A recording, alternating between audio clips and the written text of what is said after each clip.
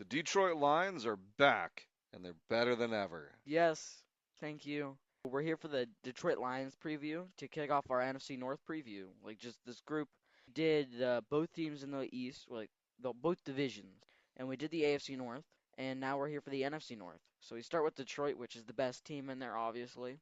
Detroit, they've always been one of the most talented teams on paper. They've got a lot of injuries, like not San Francisco level, but enough that it brings them down. They have some of the best safety, like one of the best safety duos. They were both destroyed last year with injuries. Yeah, it's a good time to be a Lions fan. For Thank you. years, the division would be a combination. The other three teams would be competing. You might have a good year with the Packers and the Vikings, or the Packers and the Bears, or the Bears and the Vikings. But the Lions were pretty much always towards the bottom, Hmm. unfortunately. Being a Lions fan is like being a Browns fan, being a Cardinals fan is a lot of Whoa. tough years. But that all changed 2022. Yeah. They've had four straight winning seasons. Uh, Last year was a little bit of a blip, but like you said, a lot of that came down to injuries, and just really, it was tough with how much they were dealing with, yeah. especially like their secondary and Yeah. everything. Just made it hard to be able to win, and they had a lot of close losses. So it didn't go their way, but I think they're back and they're ready to regain the form they had 2 years ago when they were 15 and 2. The Detroit Lions were 15 and 2. I don't know what world this is, but they actually were. Let's look at it and see like what can we expect this year from them. So Dan Campbell still the coach. How you feel with that? Is that a strength? Is that I I love his personality. I love his style, but I the biggest weakness I think is that he really likes going for it on fourth down. We could have won a lot more games if he just actually kicked the field goal. And he's like, "Nah, fourth and short, give it to Gibbs." And he's like, "Come on." I mean, that's a good point. I mean, you want to be aggressive, you want to Yeah, be confident, you want to be aggressive, but there still has to be strategy. There yeah, has to be times where you're weighing the benefit and the loss and what those two positions put you in and whether it's worth the risk or not. And so you're right. There are times when that has hurt the team. And that's a very good point. I think that he'd be a great coach for the team that you root for. He's the kind of coach you want to have because of the culture that he brings, because of the way he inspires and motivates the guys. Bills I have to. think that he really does a lot. Yeah, he does. He's always very good at his motivation with his speeches and everything. When I check into that stuff, yeah, yeah, I think he does have a great personality. He brings a uniqueness to the field that no coach really brings other than him, and I respect it. I mean, he was on that winless team back in the day, so If he kind of holds that grudge. I bet he does want to win in that Super Bowl, yeah, try and redeem the team and hopefully we do it soon because, we kind of had a little bit of a fall from grace. I mean, we were one of the best teams year in and year out, and it's just kind of like last year, yeah, we had the injuries, just some stuff, it didn't go our way. There are some disappointing things. Jameson Williams, he didn't get that much better. Like, he's still fast, but like, he's still decent, but I didn't see that jump that I expected. And David Montgomery, he didn't like grow at all. That's why he's hmm gone now. He was not very good last year. He might have had a few good rushes, but Jahmyr Gibbs really carried that room. The offensive line had some problems. The secondary with their injuries. yeah. And we'll talk more about the offense and the defense Yeah, too. But as far as the coaches go, I think Dan Campbell's really good head coach, one of the best ones to have. My concern is their offensive coordinator. So they yeah. bring in Drew Petzing, who is the coordinator for the Cardinals, and Last year, I don't get it. Last year, yeah, I mean wow, for the we're last losing couple of every game. years, We're going 0 and they're 17. the Cardinals 2 years ago, good running offense, solid production, right? Last year, just did Not not so go much. very well with Petzing and with Kyler Murray. And I don't know how much of that was Kyler Murray, and I don't know how much of it was Petzing, but I don't think it was all one or all the other. I Yeah, think that there were weaknesses in both, and maybe that magnified the situation, but I don't have a lot of confidence in him. Yeah, So until he proves it, and I mean, he's got all the weapons here to be yeah, able he really does. to be successful. So he's got no excuse. Yeah, Um, and a quarterback, I think it's got a better head on his shoulders. But I'm a little hesitant until he proves it on what he's going to do to the Lions. I think he could end up slowing them down more than helping them. yeah. So I think we just start with the offense, going to there. Yeah, let's jump right into it. Yeah. Yeah, so with that offense, you have that QB room with one of the best QBs, Jared Goff. And honestly, I don't think it's up for debate. And I'm tired of people just hating on Jared Goff. He's one of the best with yards and touchdowns per season. And he's good at accuracy. The mobility, yeah, that's his biggest flaw. And that's something that's very disappointing. But he is one of the best QBs year in and year out. And it's just disappointing that people still can't see that. You had Teddy Bridgewater, but he retires. He says, actually, no, I'm good. And, you get Dobbs in there. I think that's nice just for the 1 year deal. And then you get that Oltmeyer guy, I think, as a free agent from the, like, undrafted free agent. So it's an interesting QB room. I don't think we'll see either of the other guys out much. I think we're going to see, like, Goff, really.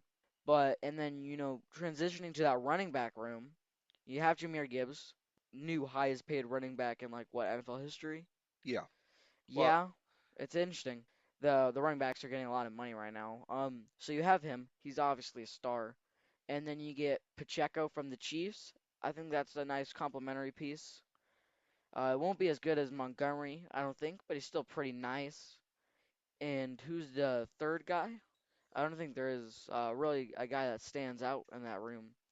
But with the wide receivers, that is one of the best receiving cores. And here on Week Scoreline Report, we cover a lot of leagues, so we know a lot of the players. In this wide receiver room, it has some UFL players in it. You have the NFL standouts, St. Brown, Williams, Slaw, and then you got Lucky Jackson, Tariq Black, and Tay Martin, with them coming from um, Black and Jackson were from the Louisville Kings who won those, like the United Bowl. And then you have Tay Martin who was playing for the Aviators and was their wide receiver one. So the wide receiver room, you get some UFL players in there, and that's pretty nice, I think, because they all performed very well on top of your already amazing wide receivers. And that's not even your full receiving core. Like the tight ends are good too, because you have Laporta, who is also one of the best tight ends in the league. It's just there's a lot that they could throw to, and Goff's gonna have like a fun time just throwing to everybody. So I'm excited. yeah. So you said a lot there, Yeah, and I'll share my thoughts too. So Goff, I think you're right. I think a lot of people do kind of sell him short or underestimate him. I think it's true what they say. You only get one first impression.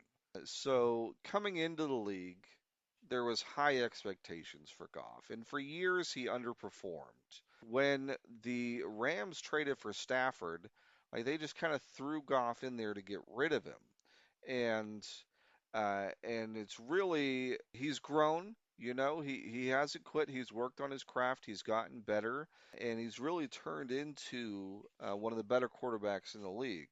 Like when we talked the other day about the number of quarterbacks with 30 plus touchdowns, it's a very short list, but he was on it. yeah, Like you said, his accuracy has been up there. He runs the offense. He gets it done, and he deserves that credit. yeah. And he made the Super Bowl. I don't think we really have to talk about how they made it, but he made a Super Bowl. He made some NFC championships. He's been there. He's done that. He's a good QB. He Yeah, leads this team very well. I think Gibbs, like you said, highest paid running back, elite, best in the NFL quality right now. Yeah, So you have him. Pacheco, I think is a decent number two, but it's a little bit of a head scratcher to me because he seems similar style to Gibbs, but just not as elite a talent, of course. But it's not like having a power running back in with Gibbs like before.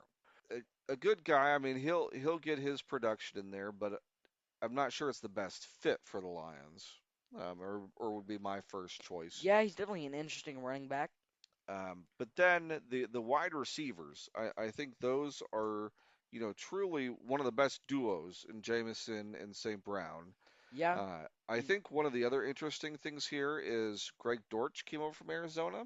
So Petsing is familiar with him. He's kind of like a Swiss Army knife that can do a lot of things. And I think if you've got other playmakers that are opening up the field, that you could sprinkle in some plays to him and get him in some space, and maybe he yeah. could have some big plays Like for you him have too. that guy who definitely adds that kind of veteran presence, and then you have Amon Ra, the GOAT, the veteran, one of the best receivers in the league. Then you have Williams and Tesla, young Yeah. guys who are still very good, and then you have the UFL players who could definitely make some catches in there. So Yeah, I think they'll they got some. It's gonna be good. Yeah, the UFL guys, those will be competing, for like fifth, sixth spot, maybe a spot on the practice squad. But I think we're going to start to see more of that. Is that these guys in the UFL are getting time to build their craft and develop Yeah, their skills, and I think a lot of NFL teams are going to start, signing them for depth positions. Like they may not be a top two wide receiver, but if you want your fifth or sixth guy to have some experience and some confidence and all that, I think that there are going to be places that you can go to get that. And I think that's what we're seeing with the Lions, where they grabbed three. yeah. It's definitely one of the teams that got a lot from the UFL. They didn't really get anybody else, but they got three receivers, so that's interesting. Yeah. And then Laporta, too, I think is definitely one guy 2 years ago, so excited about, going into last year. Last year, got injured, right? Yeah, So I think that the hype has kind of died down behind him. But if he returns to what he was 2 years ago, I think that that makes them all the more potent as an offense. But I think we could kind of shift yeah, gears to the to the defense. defense for a couple So, minutes. yeah, like I've watched this offense for like the last 2 years, and I've paid attention to the defense as well. And I really did like Analizone, and I'm very disappointed that we couldn't keep him. He was definitely a pretty good star for us, and he definitely added a lot to the team. But it's gonna be interesting to see what we can do without him. We have some good guys, like one of the best safety duos with Kirby Joseph and Brian Branch, who are both very young. So I'm excited to see what they can do next year when they're healthy. I think they might be on the PUP list right now, so that's a little annoying. But the defense has some stacked guys on there. Yeah, there's some good guys, and if the secondary can stay healthy, I think that is going to make them a defense that's not costing them games like last year. Yeah, So, I mean, Aiden Hutchinson, that's a fun guy to watch. yeah, he's Like very what good. he does, pressuring the quarterback, that's fun. I think, Jack Campbell, that's a really good Yeah, linebacker. You mentioned the safeties. So they got a couple guys in the draft that I think more than anything else are going to be depth for this year, but could be something like Derek Moore as defensive edge. Let me see, Jimmy Rolder as a linebacker, Keith Abney as a cornerback. So I think some guys that hopefully add some depth. And I think Ennis Rakestraw, cornerback, I think he was injured last year to quite a degree. I think he could also be solid for him too, given the opportunity to be healthy. yeah. So I think, with a healthy defense, they'll hold their own. I don't think it's a top 10 defense. I don't think it's a bottom 10. I think, Top half, I'd say, I think it can near it. be a solid one that that can make plays when it needs to. And There is a lot that we'll need to see, but like again, on paper, this should be a good defense to watch. yeah, I think it I think a decent defense, and I think one of the best offenses. Yeah, So I think with looking at it that way, let's share our final thoughts and we can wrap it up here. So just before we do that, I also wanted to mention we don't talk about kickers on here, but Jake Bates, that's a UFL standout. He held the UFL longest kick record. I think that might be gone now, but he nailed a big field goal in the first season. So, That's yeah, awesome. that's the GOAT. He Yeah, played for the Panthers, like the Michigan Panthers, and then he went to the Detroit Lions. So, perfect. Yeah, yeah, he made his opportunity. Yeah. yeah, he's definitely not that good in the NFL, but you try and see. And then, so what do you think their record's gonna be? So for me, I like their offense. I like their Defense, schedule. Definitely an um, easy schedule. that always helps. That always helps. And we're gonna drop some games probably that we should have won, but I'd say we're at least a wild card unless we are very injured. Like maybe 11-6, get second in the division, maybe first. I don't know. Well, okay. So it's your prediction. Do they win the division? A lot would have to go right. Well, The Packers are always around second or third, and I don't think the Vikings are gonna be good. there's always a lot of variables, different ways it can go based on this or that. I would give them a better chance to win it than anybody else with their roster. Like if they get injured, yeah, they're definitely not winning it. But Okay, they should reasonably. They have a big chance to, I'd say. let's say what we think. So do they win or do they not win the division? I think they win So you say they win. at Okay, at all right. 11 and I 6. think there's a lot to like, and I think that that's completely reasonable. They before this last year, they won the 2 years before that, Yeah. so there's a lot in place. They know how to win, and that's something that you can believe in. For me, I will say they get second. I Yeah. think that the offense is going to be fun to watch. I'll be having, probably several parlays, Mhm. on that offense, hoping Yeah. uh, to to to get lucky there. But yeah, offense will be fun to watch. Good coaching, solid defense. I know, good coaching. I think at the minimum they win 10 games. I think Unless they get injured. if things go right, you could have another 14, 15 win season.